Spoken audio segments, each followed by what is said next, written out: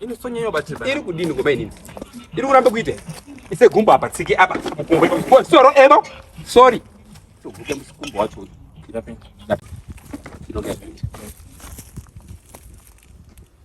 Haro. Roda. Nditete mai vai. Ndinatete mai chihwa pano. Kadhi remuchato takariona. Asi, une murume wako erepo papo. Isai pa phone pa loud. Makala amuri kuisa pa kadhi remuchato kuita unga marora na muri mhandara zvisi kubuda ba. Kubatanidzwa uko. Mu union.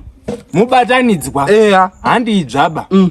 Saka pa makara ziya kuti kara iyi anhu achadziwana ere hembe idzi. Mungaise tokwesi green toionepi. Kana kuse caramel green. Ana light maroon amuri kutaura ndapota hangu. Ana beige. Isai makara anozwisisika. Break nezvichena. Break zvichena neblue. Tibatsirikane. Plus nyaya yatiri kutaura pana patete anga achikomplaina kuti pachikafu matiketi amunoti mamiru ticket. Matiketi adiba mwanangu. Atidi zvematiketi zvoba. Tine maausa. Tukumara chibokisi tinozodini. Iyo unondotipe yedu isusu zvepafudu yedu yematiyana emadzitete. Toende pa side pedo handizve. Pamuchato wehanzvadzi yako takapiwe miru ticket nedrink ticket atizokwaniba nemaranje. Zvikapererapo plus Deco ngaite shoma kudarike nini. Food. Muri kuwanze Deco amuna we. Tode nyama. Eho. Nyaya yamufundisi. Imwe mandizivi kuti pamuchato wadarika uya. Mufundisi wanga akutoronga rozwa kuti puma. Tikape zvipo monamatire zvipo zvedu. Mwechinga mwakuti bhainda. Kungari kuti bhainda. Plus nguva yekuparidza munhu ngati gaga tode kurya. Makeke muri kuwanze makirimu. Makirimu wako.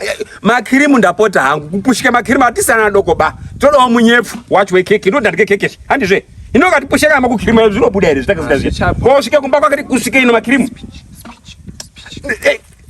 Makunda. Nespeech. Tiri kutodawo speech. Isu toda kutaurawo speech. Iye mufundisi unga akatora ngati gba. Wazvizwa zvi. Mwanyazozvizwa. Toda kutaura semadzitete. Tode poto yedu yekuti tinobikawo tega. Ndizvo chaizvo. Alright mwana wanzvadzi. Makorokoto zvoyengwa nemuroyi.